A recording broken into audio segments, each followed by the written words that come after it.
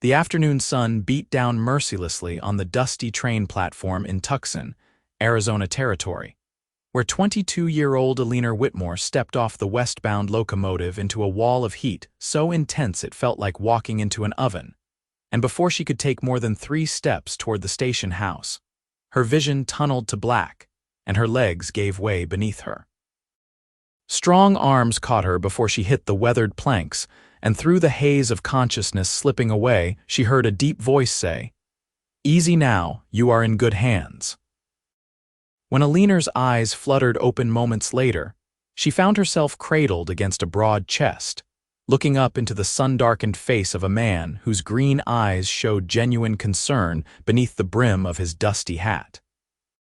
He had carried her into the shade of the station overhang, and now knelt beside where he had laid her on a bench, fanning her face with his worn leather hat.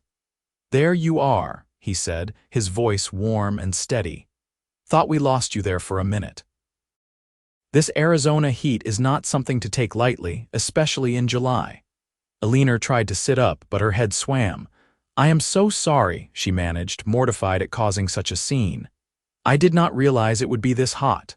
The cowboy reached for a canteen at his hip and unscrewed the cap. "Take small sips," he instructed, helping her lift her head. "You are not from around here, I take it." The water was warm but tasted like salvation. Eleanor drank carefully, then leaned back against the rough wood of the station wall. "Boston," she admitted. "I have just arrived to take a teaching position at the schoolhouse here. Is it always this hot?" A slight smile tugged at the corner of his mouth. "In summer, yes, ma'am. You will get used to it, but you need to learn how to handle it. First rule is never to travel in the full heat of the day without water, a hat, and light-colored clothing." He gestured to her dark traveling dress with its high collar and long sleeves. "That outfit might be fine for Massachusetts, but out here it could kill you."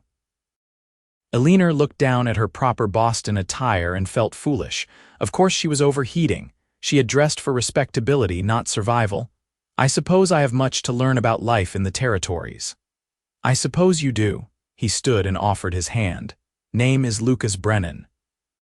I run cattle on a ranch about 10 miles north of town." "What do they call you?" She placed her hand in his, feeling the calluses earned through hard work, and let him help her to her feet. This time she managed to stay upright, though she swayed slightly. "Eleanor Whitmore." "Thank you for catching me, Mr. Brennan. I would have been badly hurt if you had not been there." "Lucas," he corrected. "And you are welcome, Miss Whitmore. Now, where are you staying? Someone should be meeting you, I hope." Eleanor glanced around the nearly empty platform. The few other passengers who had disembarked had already collected their luggage and disappeared into the town. "I was told to go to Mrs. Henderson's boarding house on 2nd Street. The school board arranged lodging for me there." Lucas frowned. "That is a good 15-minute walk in this heat, and you are in no condition for it. Wait here while I fetch your trunk, then I will take you there in my wagon." Before Eleanor could protest that she had already imposed enough, he was striding toward the baggage car, his boots making solid sounds against the platform boards. She watched him go, noting the easy confidence in his movements, the way his shoulders filled out his faded blue shirt, the worn holster on his hip that marked him as a man of this rough country. This was nothing like Boston. Everything here was raw and unfinished, from the unpaved streets to the low adobe buildings baking in the relentless sun. She had known it would be different, had prepared herself for a frontier life, but the reality was far more overwhelming than she had imagined. If not for Lucas Brennan, she would be lying unconscious on that platform right now, possibly seriously injured. He returned carrying her heavy trunk as though it weighed nothing, and led her to a sturdy wagon hitched to 2 patient horses. After securing her trunk in the back, he helped her onto the seat, his hand steady at her elbow. The leather was hot enough to feel through her skirts. "Here," he said, taking off his own hat and placing it on her head. "Keep the sun off your face." "But what about you?" Eleanor protested. "I have been living under this sun all my life. You have not." He climbed up beside her and took the reins. The horses started forward at his quiet command, As they rolled down the dusty main street, Eleanor studied the town that would be her new home. Tucson in the year 1878 was a mix of old Mexican adobe structures and newer American frame buildings, a frontier settlement still finding its identity. Men in dusty work clothes walked in and out of saloons and shops, and women in practical dresses hurried along wooden sidewalks, most carrying parasols against the sun. "It is not much like Boston," Lucas observed, as though reading her thoughts. "No," Eleanor agreed, "it is very different." "But I wanted different. I wanted something more than what my life would have been back east." What would that have been? She hesitated, then decided honesty was best. This man had already saved her from injury, possibly worse. She could trust him with the truth. "Marriage to a man I did not love, chosen by my father for his business connections. A life of afternoon teas and empty social obligations. I wanted to do something meaningful with my life, to make a real difference. Teaching on the frontier seemed like the right choice." Lucas nodded slowly. "That takes courage, leaving everything you know behind. Though I have to say, you might have picked an easier place to start than Arizona Territory in summer." Despite her lingering dizziness, Eleanor laughed. "Yes, I am beginning to realize that. Tell me about the school." "Do you have children who attend?" "No, ma'am, not yet. Not married." He guided the wagon around a freight hauler blocking the street. "But I know the school. It is a decent building, built just last year. You will have about 30 students, I would guess, ranging from little ones just learning their letters to older boys and girls who need enough education to make their way in the world. It will not be easy work." "I did not come here for easy work," Eleanor said firmly. Lucas glanced at her with something that might have been approval in his green eyes. "No, I suppose you did not." They stopped in front of a tidy adobe house with a wooden sign proclaiming it to be Henderson's boarding house. Lucas helped Eleanor down from the wagon, and she felt steadier now, though still uncomfortably hot in her Boston woolens. He lifted her trunk onto his shoulder and followed her to the door. A plump woman in her 50s answered Eleanor's knock, her face breaking into a welcoming smile. "You must be Miss Whitmore. We have been expecting you. Come in, out of this dreadful heat." She noticed Lucas behind Eleanor and nodded. "Lucas Brennan, good afternoon. I see you have already met our new school teacher." "She fainted at the train station, Mrs. Henderson," Lucas explained, carrying the trunk inside. "Heat got to her." Mrs. Henderson clucked her tongue sympathetically. "Of course it did, poor dear, dressed like that. Come, Miss Whitmore, let me show you to your room, and then we will get you into something more suitable. I have some lighter dresses that should fit you well enough until we can have proper ones made." She turned to Lucas. "Thank you for bringing her, Lucas. Would you like some lemonade before you head back?" "No, thank you, ma'am. I need to get supplies and head home before dark." But his eyes were on Eleanor as he set her trunk down in the cool interior hallway. "Miss Whitmore, a word of advice. Stay inside during the hottest part of the day until you adjust to the climate. Drink plenty of water, and get yourself a proper hat and some lighter clothing as soon as possible." "I will," Eleanor promised. "And thank you again, Lucas. I am in your debt." Something flickered in his expression there and gone too quickly for her to interpret. "No debt, Miss Whitmore, just neighbor helping neighbor. That is how we do things out here." He nodded to Mrs. Henderson and headed back out into the bright afternoon. Eleanor watched him go, feeling an odd sense of loss as he climbed back onto his wagon and drove away. She barely knew the man, yet he had shown her more genuine kindness in half an hour than most of the people in her Boston social circle had shown her in years. "He is a good man, that Lucas Brennan," Mrs. Henderson said, guiding Eleanor deeper into the house. "Lost his parents to cholera 5 years back and has been running that ranch on his own ever since. Works harder than any 3 men and never asks for help from anyone. Half the unmarried women in Tucson have set their caps for him, but he keeps to himself mostly." She gave Eleanor a knowing look. "Though I have never seen him go out of his way for a stranger the way he just did for you." Eleanor felt her cheeks warm and not from the heat. "He was simply being helpful. I happened to faint right in front of him." Hum, Mrs. Henderson said, clearly unconvinced. Well, here is your room.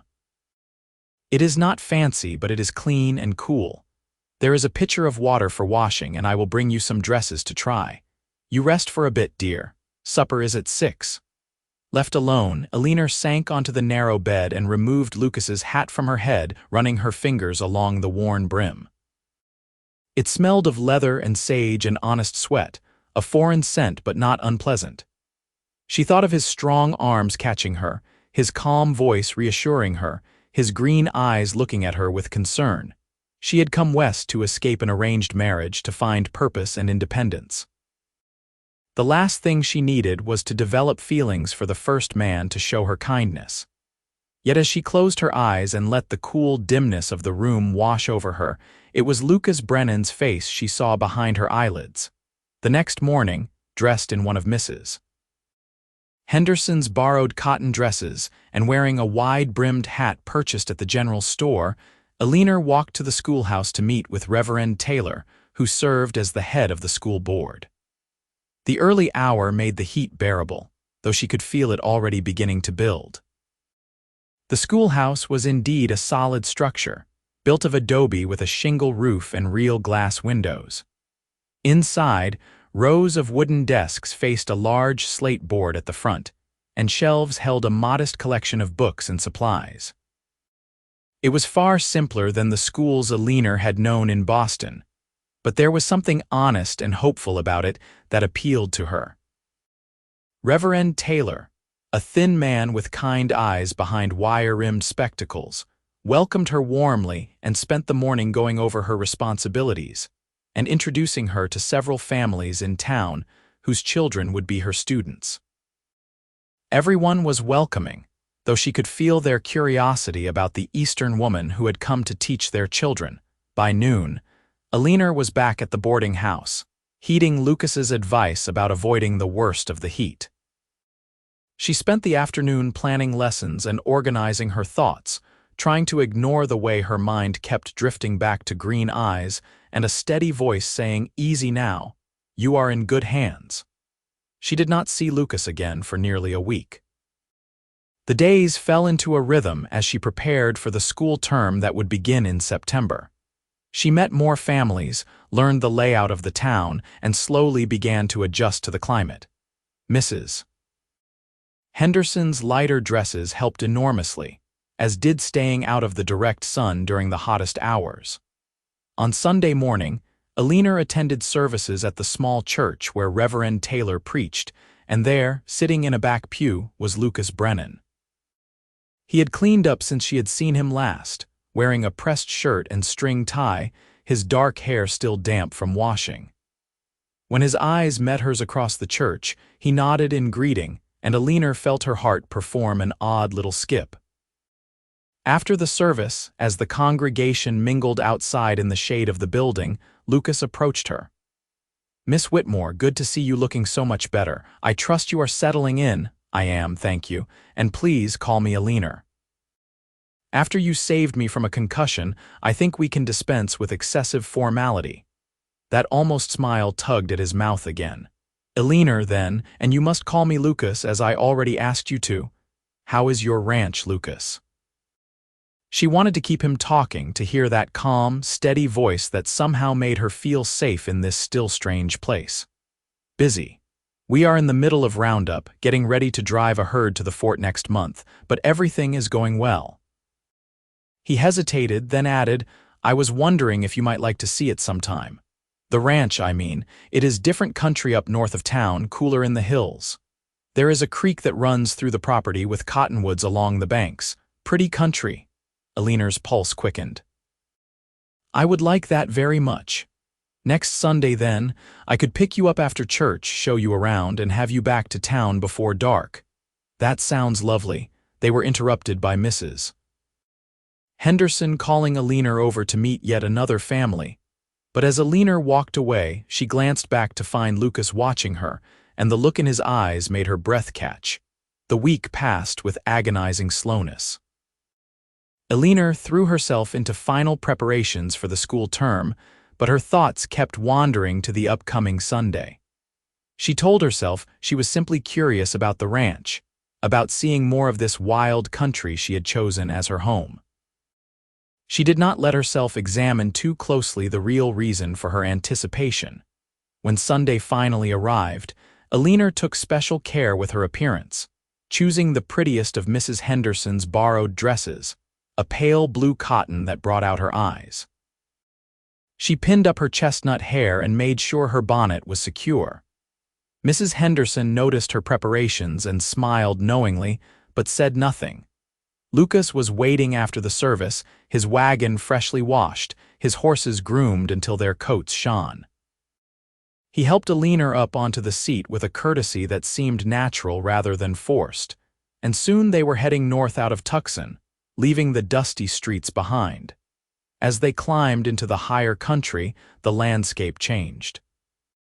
The flat desert gave way to rolling hills dotted with mesquite and palo verde, and the temperature dropped several degrees. Lucas pointed out landmarks as they went, his deep voice describing the land with obvious affection.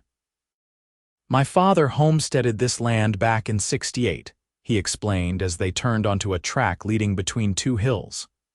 He always said this was the prettiest piece of country in the territory. I think he was right.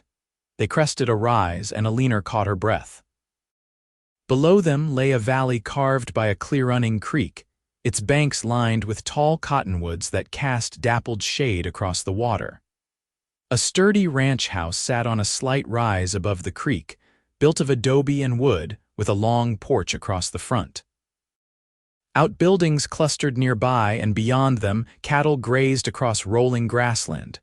"Lucas, it is beautiful," Eleanor said softly. Pride and pleasure warmed his expression. "Thank you. It is home. Come on, I will show you around." He gave her a tour of the property, showing her the house his father had built, the barn where his horses nickered in greeting, the chicken coop and vegetable garden. Everything was neat and well-maintained, despite the fact that Lucas ran the place with only the help of 2 ranch hands who lived in the bunkhouse. They ended up down by the creek, sitting in the shade of the cottonwoods while the water burbled past. Lucas had brought a basket of food, and they ate fresh bread and cheese and apples while the afternoon settled around them in peaceful quiet. "Why did you never marry?" Eleanor asked, then immediately regretted the bold question. "I am sorry, that is too personal," but Lucas did not seem offended. He was quiet for a moment, watching the play of light on the water. "Never found the right woman, I suppose. The few women in town, most of them were born here, content with what they know. Nothing wrong with that, but I always thought I wanted someone with a bit more curiosity about the world. Someone who chose this life deliberately rather than just accepting it because it was all they knew." He glanced at her. "What about you? You said you left to avoid a marriage. Was there ever anyone you cared for?" "No," Eleanor admitted. "I was expected to marry well, which meant marry wealthy and connected. Love did not enter into the equation. I watched my mother live that way, and my older sister, and I knew I could not. I would rather be a spinster schoolteacher in Arizona than a miserable wife in Boston." "You will not be a spinster," Lucas said with certainty. "A woman like you, smart and brave enough to come out here alone, start a new life, someone will recognize what he has in you." The way he looked at her when he said it made Eleanor's heart race. The air between them felt charged, heavy with things unspoken. She found herself leaning slightly toward him, drawn by a pull she could not name.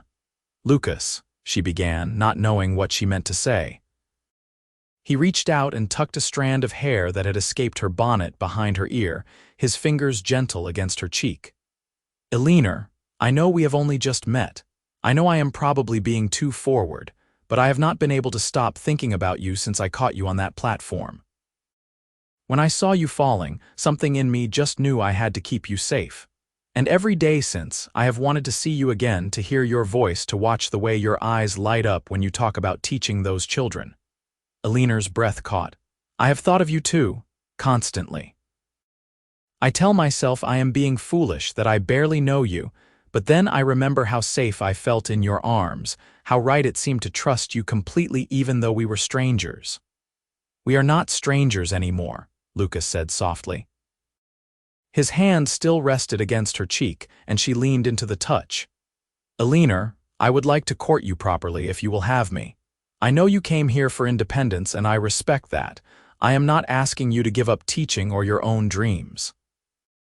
But I would like the chance to see if this feeling between us is real, if it could become something lasting." Joy bloomed warm in Eleanor's chest. "I would like that too, very much." Lucas smiled then, a full genuine smile that transformed his serious face, and Eleanor felt as though the sun had come out from behind clouds. He leaned forward slowly, giving her time to pull away if she wished, and brushed his lips against hers in a kiss as gentle as it was full of promise. When they finally returned to town as the sun was setting, Eleanor felt as though she were glowing from within.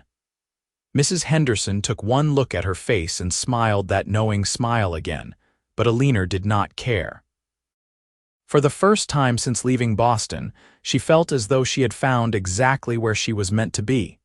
The school term began the following Monday, and Eleanor threw herself into teaching with passionate dedication. Her students ranged from 6-year-old Miguel, who was just learning his letters, to 17-year-old Sarah Johnson, who hoped to become a teacher herself one day. They were a mix of Anglo, Mexican, and Indian children, some eager to learn, others attending only because their parents insisted. Eleanor treated them all with equal respect and high expectations, and slowly won even the skeptical ones over with her patient enthusiasm. Lucas came to town twice a week, timing his trips to coincide with Eleanor's free hours. They would walk together along the dusty streets or sit in the small plaza and talk about everything and nothing. He told her about growing up on the ranch, about his parents and their dreams for the land.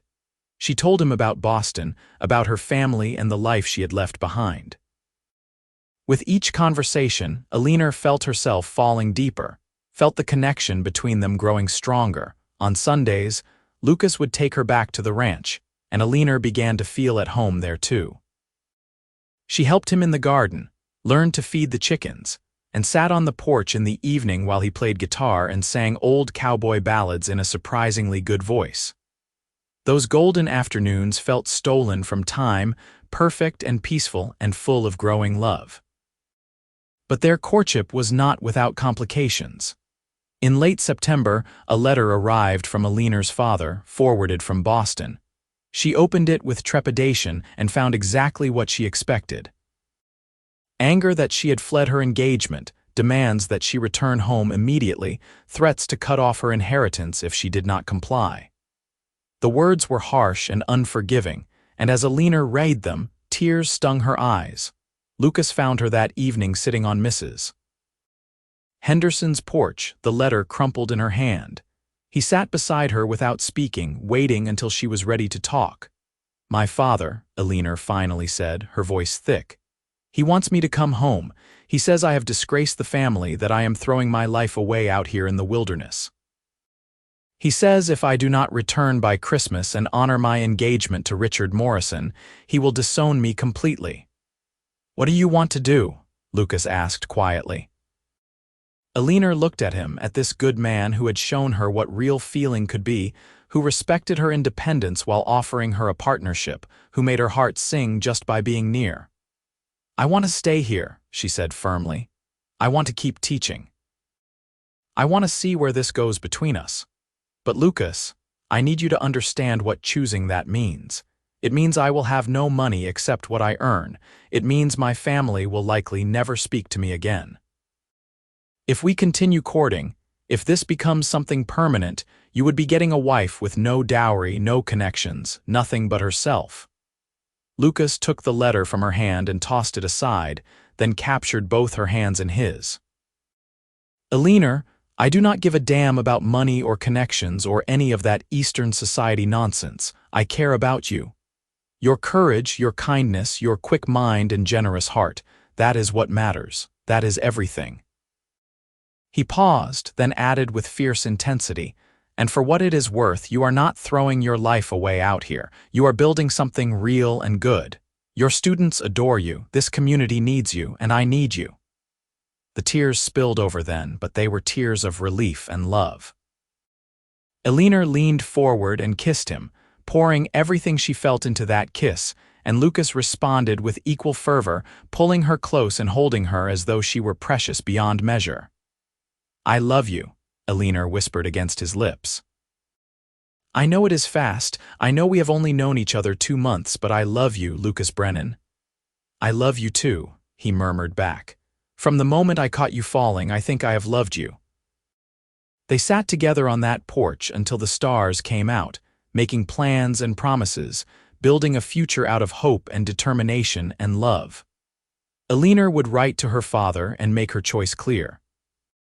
She would stay in Arizona, continue teaching, and court the rancher who had captured her heart so completely. Whatever the cost, it was worth it. October brought cooler temperatures and the round of autumn activities. Eleanor organized a harvest festival at the school that brought the whole community together. Lucas attended, watching with pride as she managed the chaos of excited children and proud parents with calm efficiency. Afterward, as they cleaned up together, he pulled her behind the schoolhouse and kissed her until she was breathless, and whispered that watching her with the children made him ache to have a family of their own someday. That night, Eleanor lay awake thinking about that future. Children with Lucas's green eyes and steady temperament. A life split between the schoolhouse and the ranch. Seasons passing in the rhythm of planting and harvest, roundup and calving.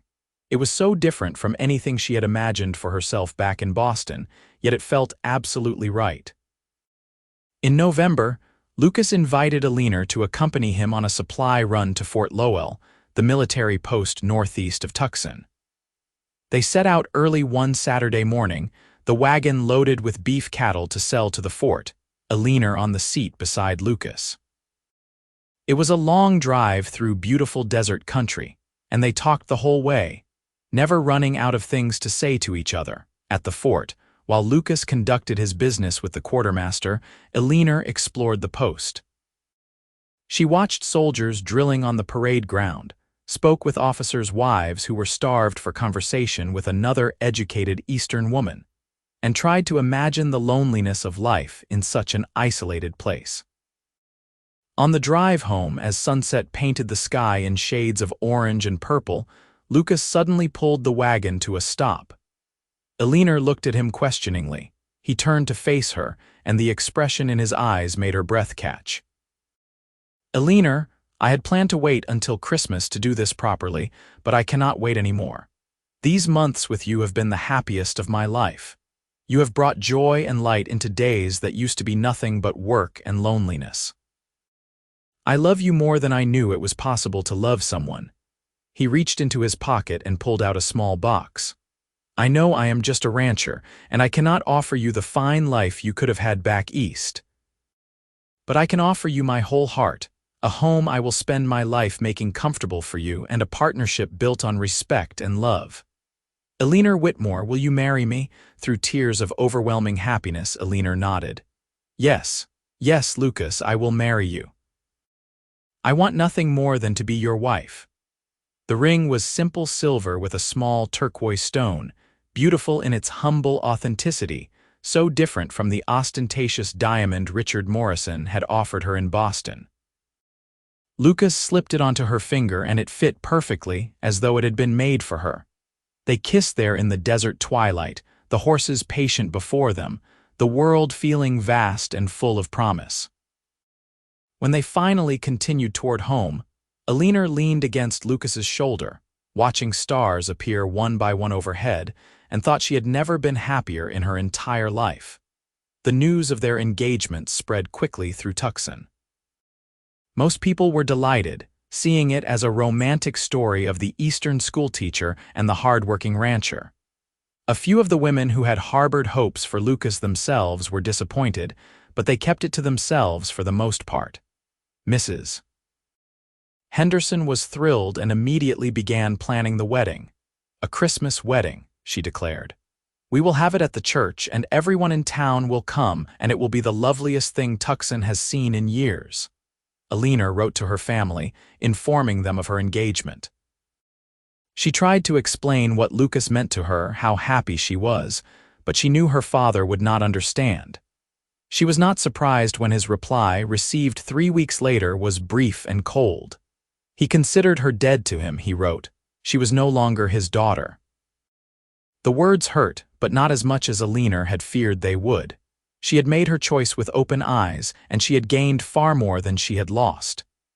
When Lucas found her crying over the letter, he simply held her and let her grieve, understanding without needing explanations. December arrived with unseasonably cold weather and even a dusting of snow on the mountains visible to the north. Eleanor continued teaching, though she knew she would have to give it up after the wedding. Married women did not teach school, it was not considered proper. She minded less than she had thought she would. Sarah Johnson, her oldest student, had proven to be an excellent teacher's helper, and Eleanor spent time training her to take over the position. It felt right to pass the torch to someone from the community. The wedding was planned for December 23rd, leaving Christmas itself for private celebration. The week before, Lucas's two ranch hands, Carlos and Tommy, rode into town with the news that Lucas had been kicked by a horse and was laid up at the ranch, asking if Eleanor could come out to see him. Worried, Eleanor convinced Mrs. Henderson to chaperone her, and they rode out to the ranch in Mrs. Henderson's buggy. But when they arrived, Lucas was waiting on the porch, perfectly healthy, looking sheepish and nervous. "I am sorry for the deception," he said as he helped Eleanor down, "but I wanted to show you something, and I wanted Mrs. Henderson here as witness so it would be proper." He led them into the house, and Eleanor gasped. The main room had been completely transformed. New curtains hung at the windows, cheerful yellow fabric that brightened the whole space. A beautiful quilt in shades of blue and white covered the bed visible through the bedroom door. The furniture had been polished, and wildflowers in tin cans decorated the table. Most striking of all, an entire wall of shelves had been built beside the fireplace, waiting to be filled with books. "I wanted you to see that I have been preparing for you," Lucas explained, watching Eleanor's face anxiously.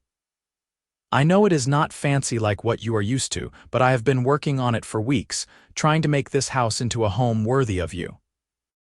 The shelves are for your books, all the ones you left behind in Boston and any others you want to collect. I know how much you love reading. And I thought you might like your own space to continue studying and learning, even if you cannot teach anymore." Eleanor pressed her hands to her mouth, overwhelmed.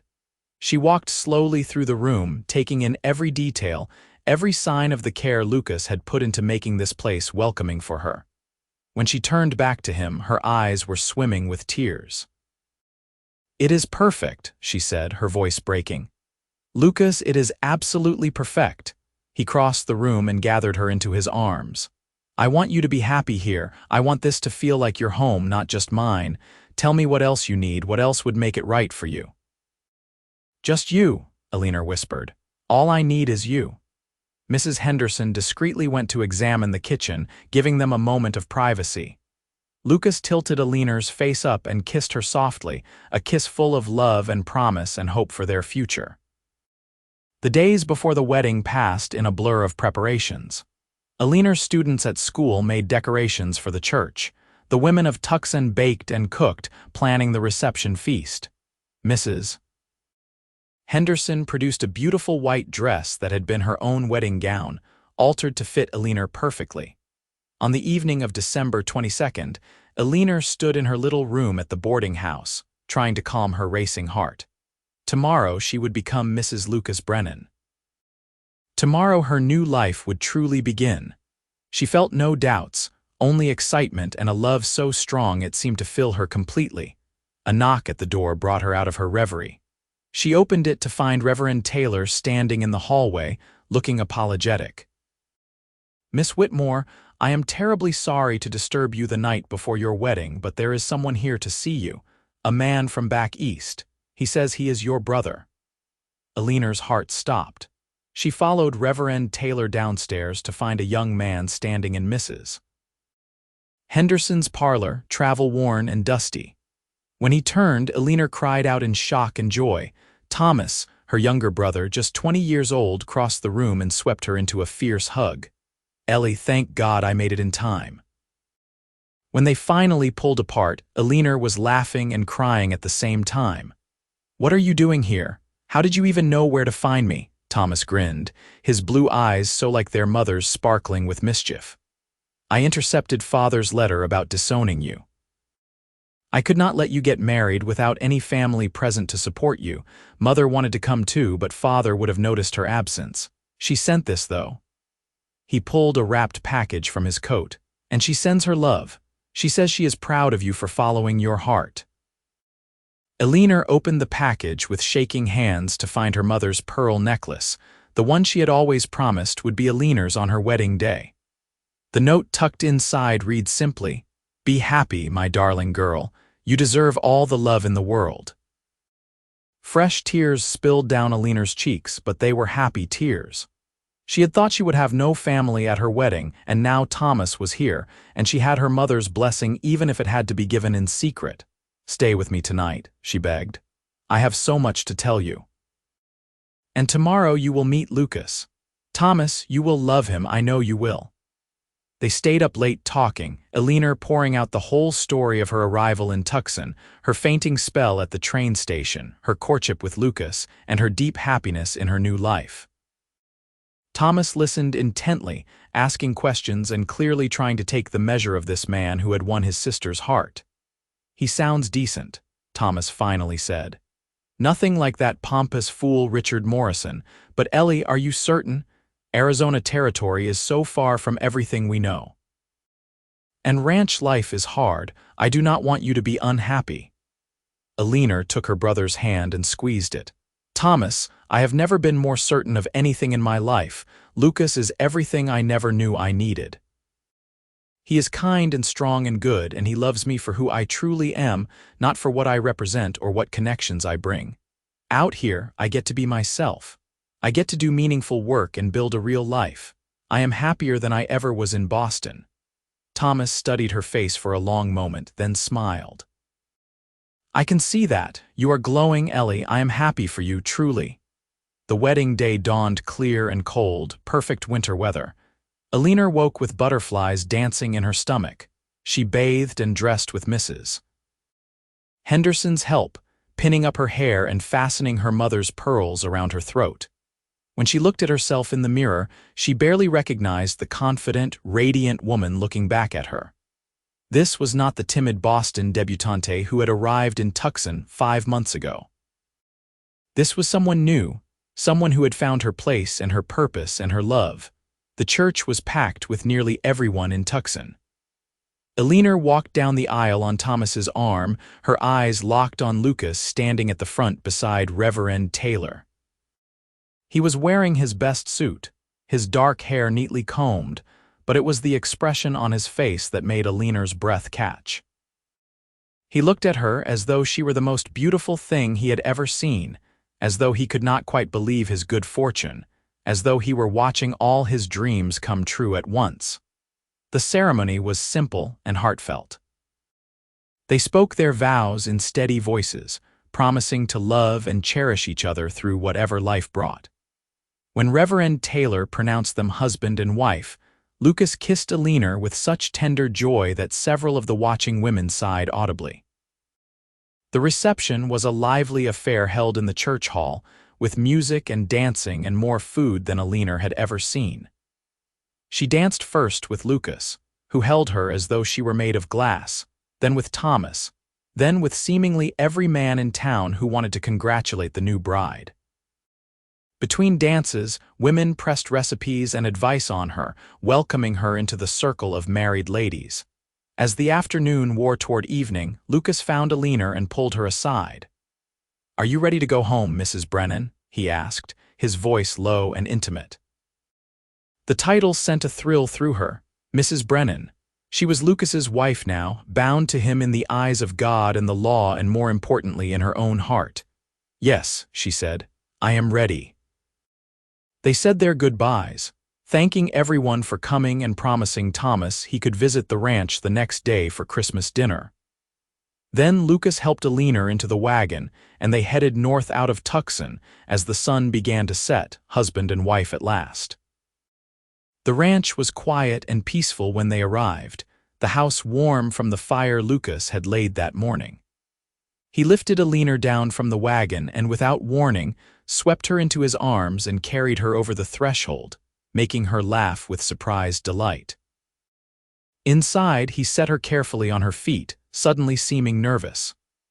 "Eleanor, I want you to know that there is no rush for anything tonight. I know this must all be overwhelming, and I will not press you. We have our whole lives together."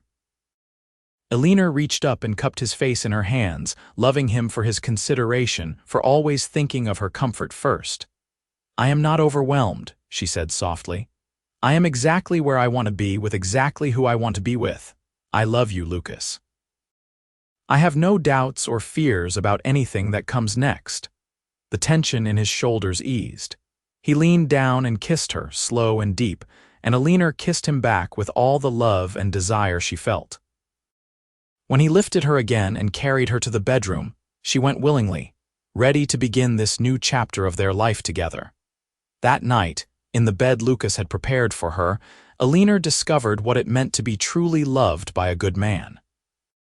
He was gentle and patient, taking time to ensure her comfort and pleasure, and the intimacy they shared was everything she had hoped it would be. When they finally lay tangled together in the darkness, Eleanor pressed against Lucas's side with his arm around her. She felt complete in a way she never had before. "I love you," she whispered into the quiet. "I love you too," he murmured, pressing a kiss to her hair. "Thank you for choosing me, Eleanor. Thank you for taking a chance on a simple rancher." "There is nothing simple about you," Eleanor said firmly. "You are the best man I have ever known. And I will spend the rest of my life being grateful that I fainted at that train station and you were there to catch me." She felt him smile against her hair. "Best thing that ever happened to me, catching you. Easy now," I said. "You are in good hands," and I meant it.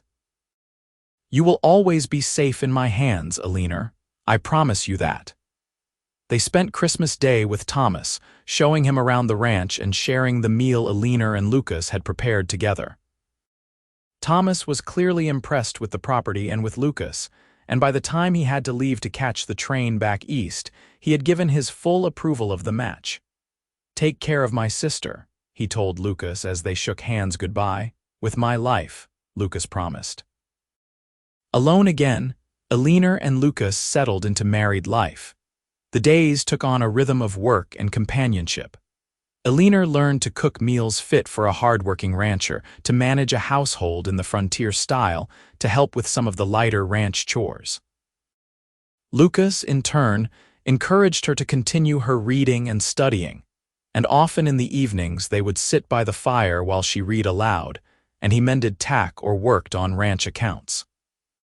In January, Sarah Johnson officially took over as the Tucson schoolteacher, and Eleanor felt proud watching her former student step into the role with confidence. She still helped occasionally, tutoring students who needed extra help, but her primary focus was now on her home and her marriage. Winter gave way to spring, and with the warming weather came the busiest time of year on the ranch. Calving season kept Lucas working long hours, and Eleanor learned to help where she could, marveling at the miracle of new life appearing on the land. She also discovered she was pregnant, confirmed by the doctor in town in late April. Lucas's reaction when she told him was everything she could have hoped for. He swept her up in a careful embrace, his eyes bright with unshed tears, and whispered fierce promises about being the best father he could be, about keeping her and their child safe and loved. That night he lay with his hand on her still flat belly, talking to the baby who was too small yet to hear, and Eleanor fell in love with him all over again. The pregnancy was not easy. The summer heat, which Eleanor thought she had adjusted to, became oppressive as her body changed. She suffered from morning sickness that lasted all day, and as her belly grew, simple tasks became more difficult. But Lucas was endlessly patient and supportive, taking on extra household tasks without complaint, making sure she rested in the heat of the day, bringing her cool water and whatever foods she could tolerate. In September, as the weather began to cool again, Eleanor went into labor. The doctor came out from town along with Mrs. Henderson and two other experienced women to assist. Lucas paced the porch, driven out by the women who insisted there was nothing he could do to help, listening to Eleanor's cries and feeling helpless and terrified. After 8 hours of hard labor as the sun was setting, Eleanor delivered a healthy baby boy. When the doctor finally let Lucas into the room, he found his wife exhausted but radiant, holding a red-faced, squalling infant. "Meet your son," Eleanor said, her voice hoarse but full of joy. Lucas sank onto the edge of the bed, his hands shaking as he reached out to touch the tiny, perfect fingers. "He is beautiful," he whispered. "Eleanor, you are amazing. I cannot believe we made this." They named him James after Lucas's father. Little James Brennan had his father's dark hair, and when his eyes finally settled on a permanent color after a few weeks, his mother's brown eyes. He was a good baby for the most part, though his lungs were powerful when he wanted to be fed or changed. Eleanor took to motherhood with the same dedication she had brought to teaching, though she quickly learned that babies could not be managed through organization and planning the way a classroom could. James had his own schedule, his own needs that had to be met in the moment. Lucas was a devoted father, taking over the baby's care whenever he came in from ranch work so Eleanor could rest. On quiet evenings, Eleanor would find him sitting in the rocking chair by the fire, James cradled against his chest, both of them dozing peacefully. The first year of James's life passed in a blur of sleepless nights and precious moments. Eleanor learned to function on far less sleep than she had ever thought possible. She learned the difference between James's hungry cry and his tired cry and his "I just want to be held" cry. She learned to carry him on her hip while she cooked and cleaned, to nurse him discreetly when needed, to sing the lullabies her own mother had sung to her long ago in Boston. When James was 14 months old, Eleanor discovered she was pregnant again. This pregnancy was easier than the first, perhaps because she knew what to expect. Lucas was just as attentive, but now he had help. James, toddling around and babbling in his own language, seemed to understand on some level that his mother needed gentleness. He would pat her belly and say "baby" with great seriousness. Their daughter was born in May, during roundup season when Lucas was desperately needed with the cattle. He refused to leave Eleanor's side during the labor, delegating the roundup work to Carlos and Tommy. This birth was faster than James's had been, and within 4 hours, Eleanor was holding a perfect little girl with wispy blonde hair and green eyes exactly like her father's. "What should we name her?" Lucas asked, sitting beside Eleanor on the bed with James crawling over his legs to see his new sister. "I would like to name her Rose," Eleanor said. "For my mother whose middle name was Rose, and because she is as beautiful as any flower." Lucas kissed his wife's forehead gently. "Rose Brennan." "It is perfect. You are perfect. How did I get so lucky?" With 2 children under 2 years old, life became even more hectic. Eleanor sometimes felt as though she was drowning in diapers and dishes and the endless cycle of feeding and cleaning. But Lucas was a true partner, helping with the children whenever he was not actively working the ranch, and his presence made everything bearable. The children grew and thrived. James was a serious, thoughtful boy who loved to help his father with ranch chores, trailing after Lucas whenever allowed and trying to imitate everything he did. Rose was full of joy and mischief, fearless in a way that terrified Eleanor, climbing everything she could reach and laughing when she fell. When Rose was 3 and James was 4, Thomas wrote with news that he was getting married himself, to a woman named Catherine whom he had met in Boston. He hoped that Eleanor and Lucas and the children could make the trip back east for the wedding, but he understood if it was too difficult with such small children and a ranch to run.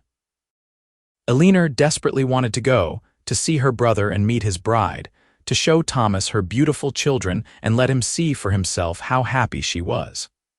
But the journey would take weeks, and leaving the ranch for that long during the summer was nearly impossible. In the end, it was Lucas who found the solution. "Carlos and Tommy can manage things here for a few weeks," he said. And I have been thinking it is time to hire on another hand or two anyway. We will go to Boston for the wedding. Your brother came out here for ours, and it is only right that we do the same for him.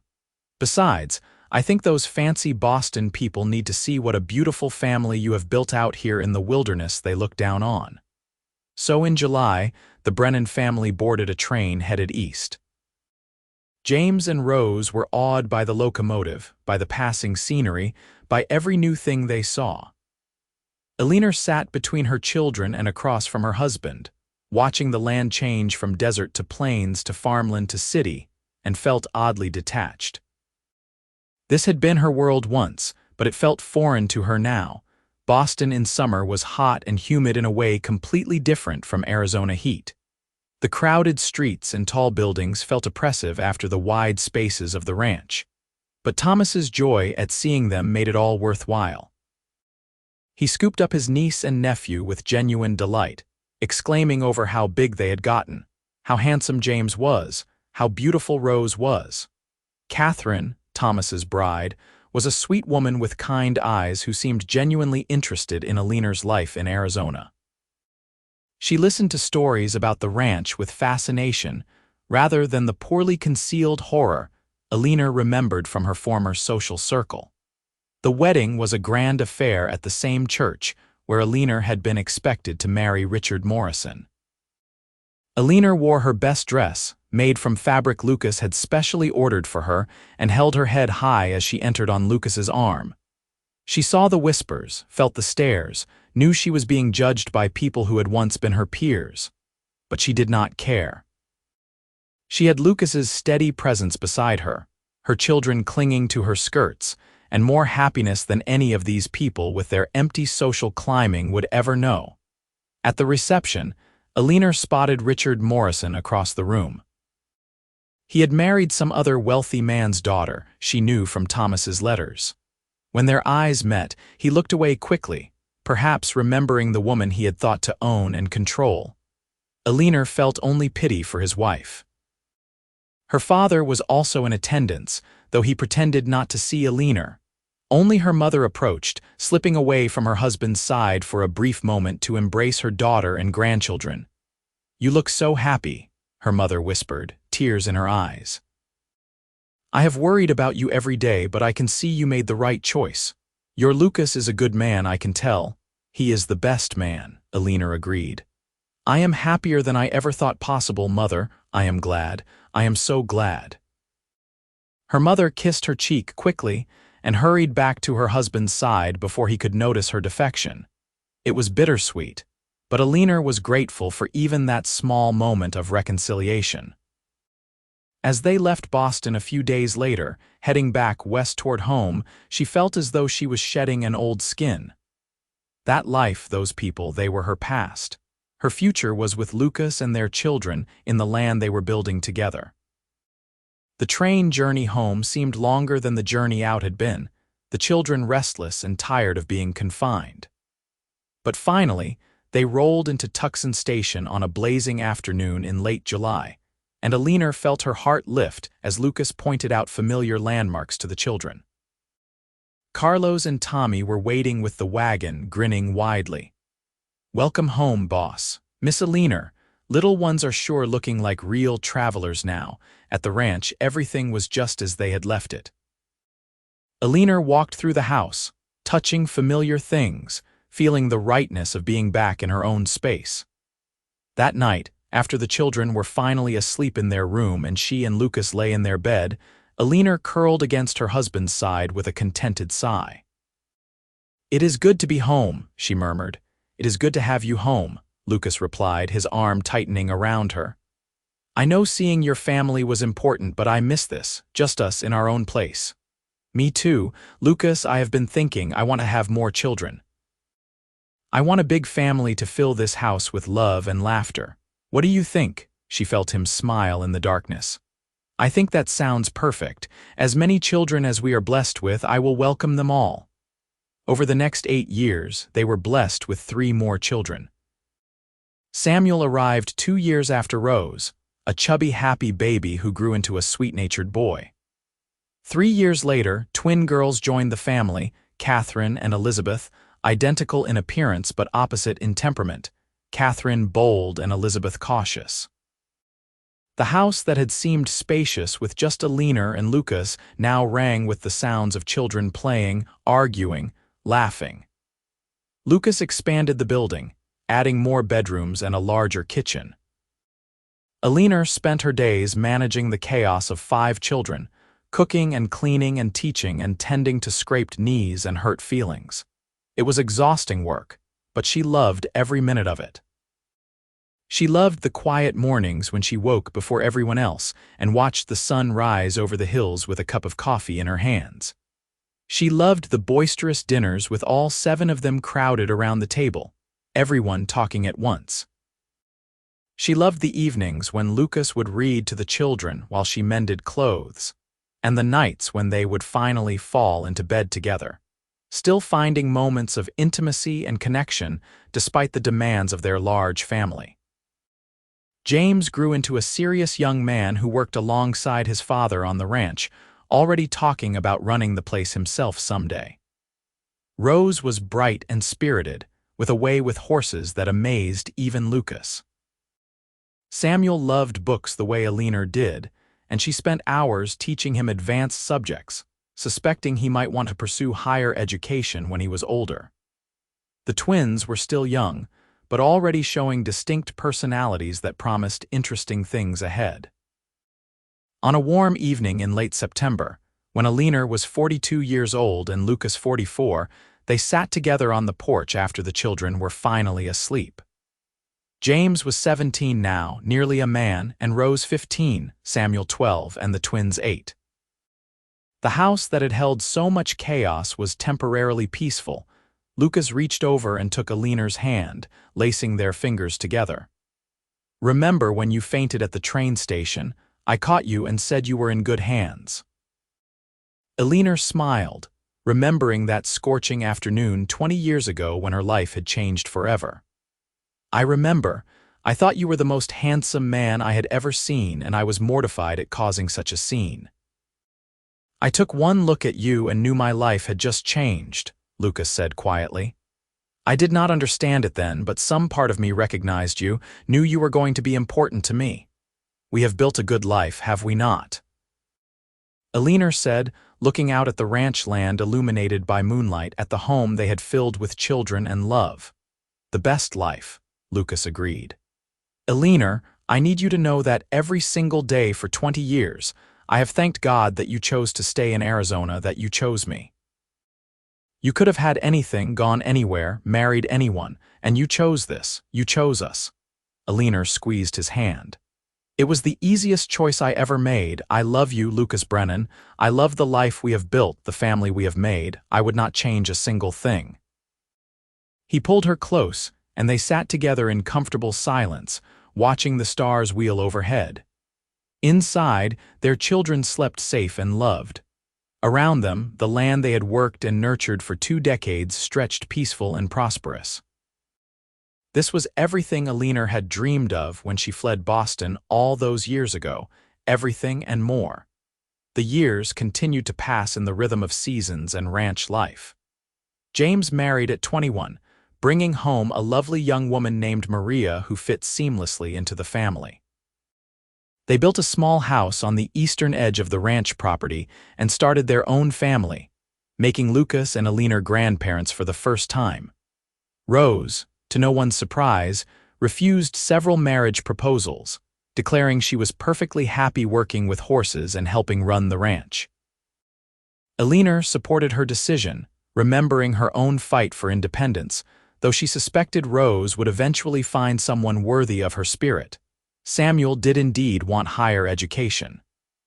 At 18, he left for college in California, promising to come home for holidays. Eleanor cried the day he left, though she was proud of him for pursuing his dreams. Lucas just hugged their son and told him he would always have a home to come back to. The twins, now in their teenage years, were a handful in the best possible way. Catherine wanted to be a teacher like her mother had been, and Eleanor spent time preparing her for that path. Elizabeth showed talent with numbers and helped Lucas keep the ranch accounts, talking about maybe studying business one day. At 50, Eleanor looked at her life and marveled at how far she had come from that proper Boston debutante stepping off a train into the Arizona heat. Her hands were work-worn now, her face lined by sun and time, her figure no longer girlish after bearing 5 children. But when Lucas looked at her, his eyes still held the same love and desire they had 28 years ago, and she knew she had never been more beautiful in the ways that mattered. Lucas had silver threading through his dark hair now, lines carved deep around his eyes from years of squinting into the sun. He moved a bit slower than he once had, though he still worked every day on the land he loved. But his essential steadiness had never changed, that calm strength that had first drawn Eleanor to him. On their 30th wedding anniversary, their children organized a celebration at the ranch.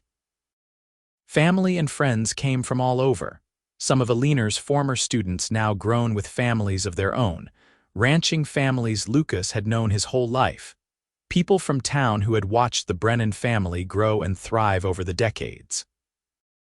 James made a toast, speaking eloquently about his parents' love and partnership, about the example they had set for all their children. Rose surprised everyone by singing a song she had written herself about home and family. Even Samuel came back from California for the occasion, bringing with him his new degree and a young woman he introduced as his fiancée. As the sun set and lanterns were lit across the yard, Lucas pulled Eleanor into a dance. The musicians played an old waltz and they moved together as they had so many times over the years, perfectly in sync after 3 decades of partnership. "Happy," Lucas murmured into her ear. "Blissfully," Eleanor replied. "Lucas, thank you for catching me that day. Thank you for being exactly the man I needed, for building this beautiful life with me. Thank you for trusting me," he said, "for taking a chance on a rough rancher and a hard life, for giving me everything I never knew I wanted." They danced until the stars came out, surrounded by the family they had created and the community they had become part of, and Eleanor thought about how one moment, one choice could change everything. If she had not gotten on that train to Arizona. If Lucas had not been at the station that particular afternoon, if he had not caught her when she fell, but he had caught her, and in doing so, he had given her everything. A home, a purpose, a love that had sustained her through joys and hardships, children who were the best of both of them, a life rich with meaning and connection. The years continued their steady march. There were sorrows along with the joys. Mrs. Henderson passed away peacefully in her sleep at 82. Carlos retired from ranch work, though he stayed on the property in a small cottage Lucas built for him. Tommy married late in life and moved to California with his wife. Rose eventually did fall in love with a horse breeder from New Mexico who appreciated her skills and independence. Their wedding was a joyous affair, and Eleanor cried happy tears watching her spirited daughter pledge her life to a man who clearly adored her.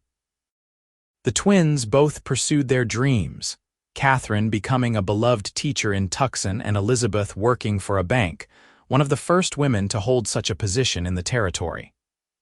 Eleanor was fiercely proud of all her children, of the good people they had become. More grandchildren arrived, filling the ranch with new generations of laughter and life. James and Maria had 4 children. Samuel and his wife had 2. Rose and her husband had 3. Even Catherine eventually married and started a family, while Elizabeth remained happily single, devoted to her career. Eleanor and Lucas became the matriarch and patriarch of a sprawling family clan that gathered at the ranch for holidays and celebrations.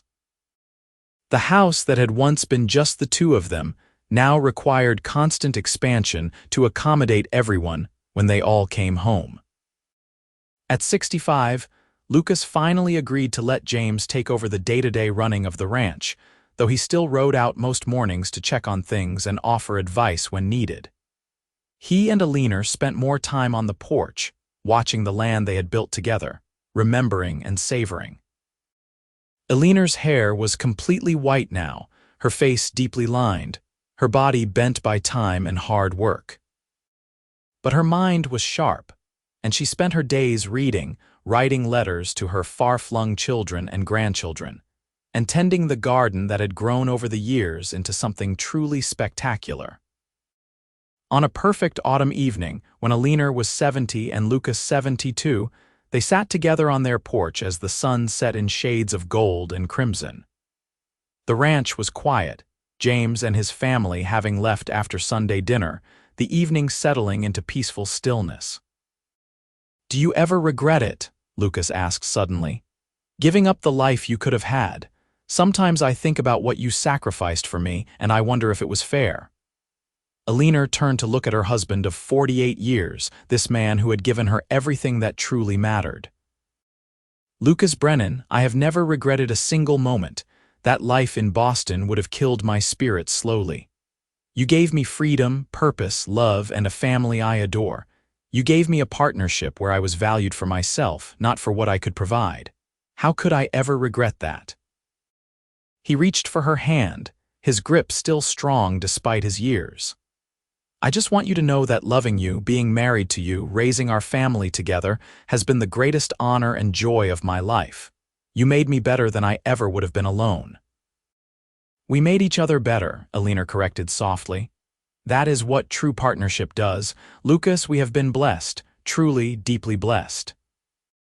They sat in comfortable silence as full darkness fell and stars appeared overhead, the same stars that had witnessed their wedding, the birth of their children, the building of their life together. Inside, the house held decades of memories, layers of love built into its very walls. Eleanor leaned her head on Lucas's shoulder, feeling his arm come around her as it had thousands of times before, and thought about that terrified girl stepping off a train into killing heat, and the cowboy who had caught her and changed her life forever. She thought about the courage it had taken to stay, to choose love over duty, to build a life so far from everything she had known. And she thought about how every single day since had proven it was the right choice. Every sunrise over the ranch land, every meal shared with her growing family, every quiet moment with Lucas, every challenge faced together, every joy celebrated, every sorrow comforted, all of it had been worth that one brave decision to stay. "Easy now, you are in good hands," Lucas had said that first day, and he had been right. She had been in good hands, the best hands. Hands that had worked alongside hers to build something beautiful and lasting. Hands that had held their babies and comforted her through hard times and reached for her in the darkness. Hands that had never failed to make her feel safe and loved. The next few years passed peacefully. Eleanor and Lucas celebrated their 50th wedding anniversary surrounded by children, grandchildren, and even a few great-grandchildren. The celebration was held at the ranch, and people came from hundreds of miles to honor the couple who had become legendary in the region for their enduring love and strong family. At 73, Eleanor's health began to decline. Nothing dramatic, just the slow wearing down of a body that had worked hard for 7 decades. She tired more easily, needed help with tasks that had once been simple. Lucas was attentive as always, helping her with quiet competence and unwavering patience. But it was Lucas, at 75, who suffered a sudden heart attack while out checking on the cattle one morning. James found him and rushed him back to the house, where the doctor was summoned.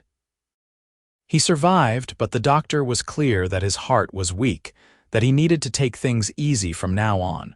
For a man who had worked every day of his life, retirement was difficult. But Eleanor kept him occupied with their grandchildren, who loved spending time with their grandfather, listening to his stories about the old days and learning the history of the ranch and the family. They spent their final years together in quiet contentment, surrounded by the love they had created. On warm evenings, they would sit on their porch as they had done for 50 years, watching the sun set over land they had tended together, and remember. Eleanor passed away peacefully in her sleep at age 74, Lucas holding her hand. She went without pain, simply slipping from one kind of sleep into another, her last words to her husband a whispered, "I love you." Lucas was devastated. After more than 50 years of partnership, he felt as though half of himself had been torn away. His children rallied around him, but nothing could fill the emptiness Eleanor had left. He continued on because his family needed him, but everyone could see the light had gone out of his eyes. 4 months after Eleanor's death, Lucas passed away in his sleep. The doctors said it was his heart, but his children knew better. He had died of a broken heart, unable to bear life without his beloved wife. They buried him next to Eleanor on a hill overlooking the ranch, under the cottonwood trees they had both loved. At the funeral, James spoke about his parents' love story. He told about how Eleanor had fainted at the train station and Lucas had caught her, about how that one moment had sparked a love that lasted over half a century. He spoke of their partnership, their dedication to family, the legacy of love they had left behind. "They showed us what true love looks like," James said, his voice breaking. "Not the easy romance of first meetings, though they had that too, but the deep, abiding love that grows through years of facing life together. The love that says, 'I choose you every single day, through good times and hard times, through joy and sorrow.' That is what they gave each other, and that is what they taught all of us." The ranch continued on, passed down through James and then his children, staying in the Brennan family for generations. The story of Lucas catching Eleanor at the train station became family legend, told and retold to children and grandchildren and great-grandchildren, a reminder of where they all came from, of the love that had started it all. And on quiet evenings, when the sun set in shades of gold over the Arizona hills, if you listened carefully, you might almost hear the echo of 2 voices on the porch, talking and laughing, still together even after death had parted them. Because some loves are too strong to be contained by a single lifetime, some bonds too deep to be broken even by the grave. Eleanor had taken a chance on a cowboy who promised her she was in good hands, and he had spent every day of the next 50 years proving that promise true.